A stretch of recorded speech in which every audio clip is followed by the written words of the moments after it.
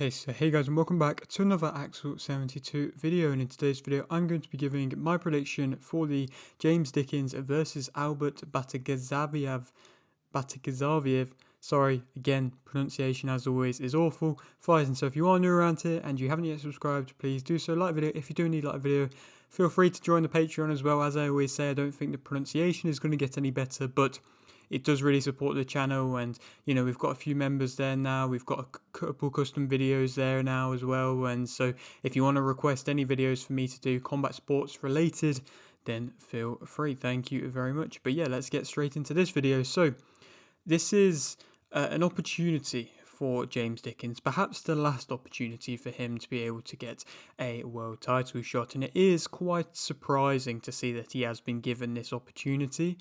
You would probably have to just give the credit to his management team for getting him this fight, because it's on a big show, or a relatively big show out in Turkey, big for Turkey, and it's a big opportunity for Albert as he goes on to try and now defend the seemingly full WBA super featherweight title. Like I say, I'm not necessarily certain if it is the full title. It's been branded as the full title, but it may be a regular title just due to the fact of Lamont Roach seemingly not vacating his belt just yet. But I mean, there is such an expectation that we're going to see Roach versus Davis too, just kind of meaning that it's unlikely that we'll see Roach fight in the super featherweight division. So either way, if it's not for the full title yet, I believe it will probably be elevated to the full WBA title within the next few months.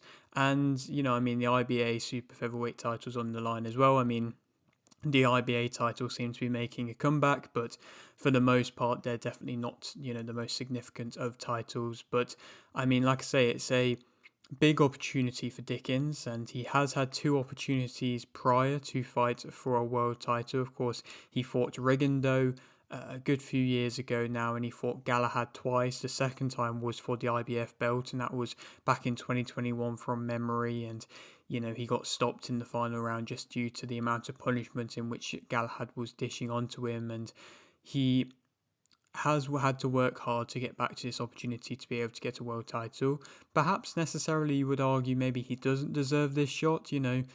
He was linked to at one point fighting Nick Ball, and that didn't happen because at that point in his career he definitely didn't deserve an opportunity. But since then he's coming off a career resurrecting win when he fought Barrett, and Barrett was not somebody who ever kind of really pushed for a world title and really staked a claim for it, because he had his loss versus Rakimov, and again, like I say, he always seemed to be kind of just out getting a world title shot. But when he fought Dickens, you were kind of expecting Barrett to be able to get through that kind of level and then perhaps get pushed onto a world title shot himself. But again, Dickens fought very well against Barrett and resurrected, like I say, his career. And at that point, you can make more of an argument for him getting a world title shot now than you could him getting a world title shot before that against a Nick Ball, because he'd had a couple wins since, but they were both journeyman opponents. And then before that, you're looking at the loss in which was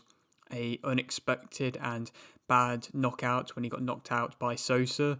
You can argue the things with the weight and everything like that, but still, that was a bad stoppage, and it wasn't just like the Galahad fight where it was he took a lot of damage and then he got pulled out of the fight. It was a genuine, just brutal knockout shot in which Sosa was able to land. And I mean, when you look at the resume of Dickens, it doesn't necessarily fill you with hope that he's going to be able to get the job done here.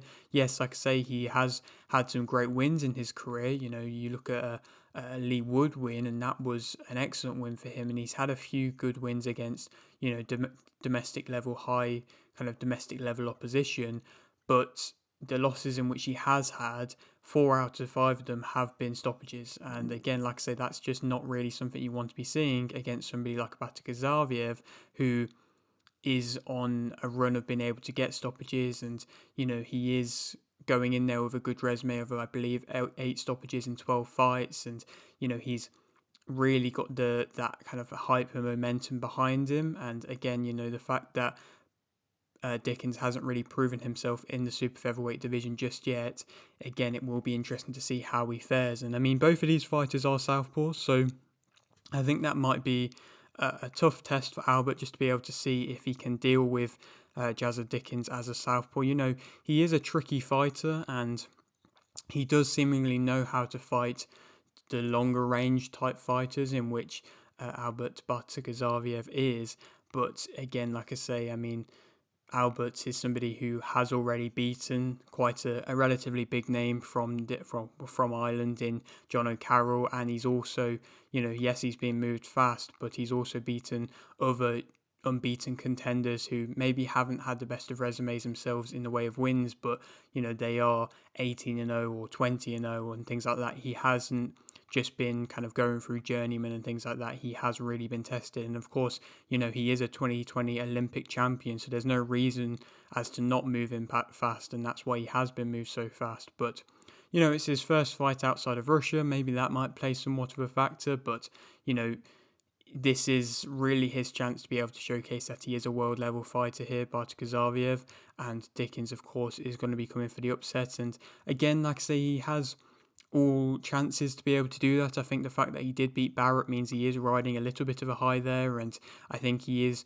knowing that this is definitely his last opportunity. I think a lot of people were thinking that when he fought Galahad, that was his last opportunity then to get a world title shot, so he has done well to be able to rally back up and, get this opportunity, even if it is a bit fortunate, but this most definitely would have to say is his last opportunity to get a world title fight. But to speak about Dickens more so as a fighter, I think he is a hard to time fighter because for the most part his head's off the line, he's feinting well, he comes in with quite a high guard, and he's able to kind of be bouncy on his feet and get himself in range with, like I say, good head movement to get himself in range. It's kind of like a mini Mike Tyson style, but just with a lot less power and not the same level of combination punching. It's, like I say, trying to weave and bob and trying to get your way in. And, like I say, with the feints, it often works. And that's where he was able to put on quite a well-disciplined performance against Barrett, where Barrett really wasn't able to land any sort of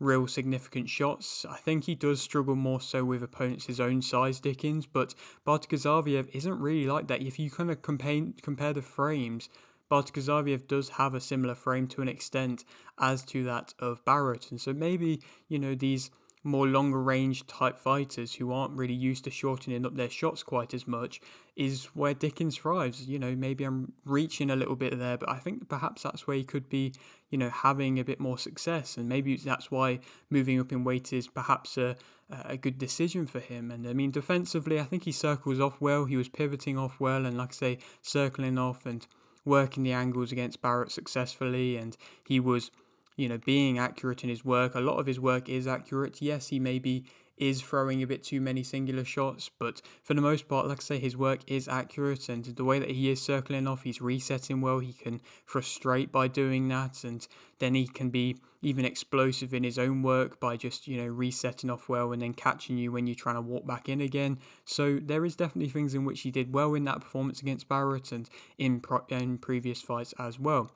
Negatives, I suppose, about him, I think he doesn't really go with combinations that much, and that's where he was getting beaten down by Galahad especially. He was just really getting outthrown by Galahad, and, he was game, he was tough, he was throwing continually, even when he was, completely bloodied, but it just wasn't enough when he was just going with the singular shots instead of, Galahad, who didn't look like he was landing significant power punches, but it was just non-stop, relentless, variations of punches, which were continuously catching Dickens, especially later on into the rounds.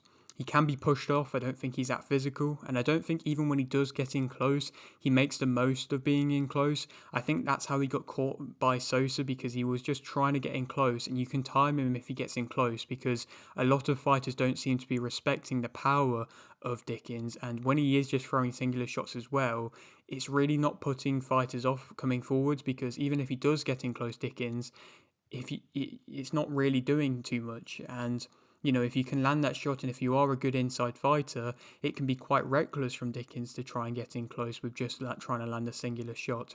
He like I say, I don't think he fights, similar height opponents that well with himself, and he can throw a bit too close where he's just not landing from a mid range. He can get a little bit greedy in exchanges, and again, the mental scars are most definitely gonna be there. I mean, anytime a fighter gets knocked out badly, you have to say the mental scars will be there. And the fact that he has been stopped on multiple occasions, he's been through the wars, he's been, knocked out badly. He's had, of course, his successes, but he's definitely experienced a lot in his career. So the mental scars will definitely be there. To speak about Batyrgaziev as a fighter, he's got clean combinations, and I don't think he loads up on his shots. It's quite nice and fluid for the most part. He's definitely able to outthrow, and I think he is quite consistent with his work rate. He's got a good movement for the most part and good shot variation. It's definitely more of a kind of, I suppose, an old Soviet type of style, which is a bit similar to Bivol, where he's not really kind of turning his shots. A lot of his shots just kind of just seem a bit slappy and a bit, maybe clubbing is the right way of putting it, but he's not turning his punches round that much, which isn't perhaps always the best of things in the way of getting power, but for the most part, he hasn't been made to capitalise upon it. He can weather a storm, which is something in which, of course, all fighters have to be able to do. And in his last fight, he got dropped 2 times, almost 3 times within the first couple of rounds, and he was able to survive that, like I say, weather through it. Even had a point deducted to not go in his favour, and then he came back to be able to win. So, that is impressive to be able to do that. He, like I say, has good movement for the most part. I think that does slow down a little bit, but, I think his straight shot combinations are good. He can fight on the front foot or the back foot. I think he can find his range well, and he knows his range quite well. Again, if you're not going to be turning into your punches, it also can mean that you're not shortening up your shots that well, so you have to be able to know your range, and I think that somebody like a Batyrgaziev does know his range really well.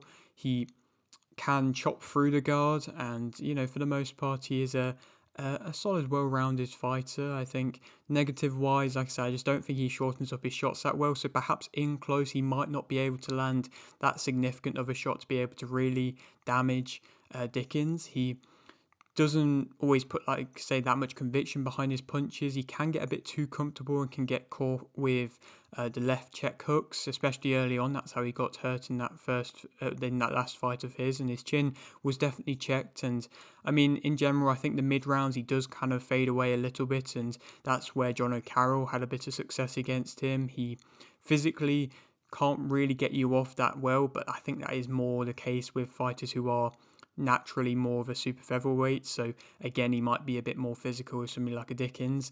He does sometimes end up going toe to toe, which perhaps might favour him over Dickens, to be fair.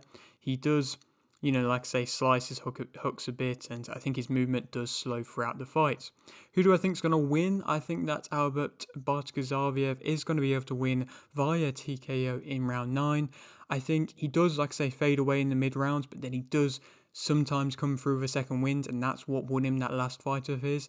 I think Dickens is a step ahead of his last opponent, but how much of a step ahead against a tough Argentinian opponent, I'm not entirely sure. Obviously Dickens has been hurt in multiple contests. The thing that's favouring me is the fact that, like I say, Batyrgaziev can find his range well and will be quite consistent with his output, even if it does slow a little bit. I think it would be enough to be able to outthrow Dickens and be able to put punishment upon him.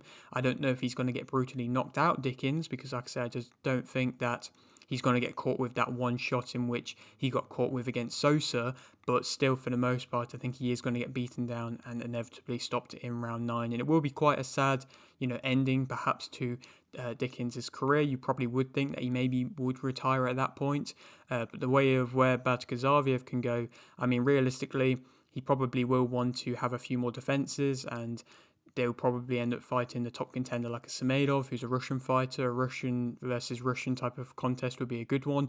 Or a Zalbak, of course, promoted by Wasserman Boxing. He's been kind of slowly taking over. That could be a good fight. Or Satsumi, who's being pushed a little bit by His Excellency, from what I believe. That could be a good fight as well. He's also highly ranked. But like I said, I just don't think he's going to be, he's probably going to be one of the names where he might get put into a big fight in the super featherweight division if His Excellency really push it, but I just doubt we're going to see it without a big promotion, him against any big names anytime soon. But yeah, that is it for today's video. Hope you did enjoy. Like the video if you did, like the video, subscribe if you're new, and thanks for watching.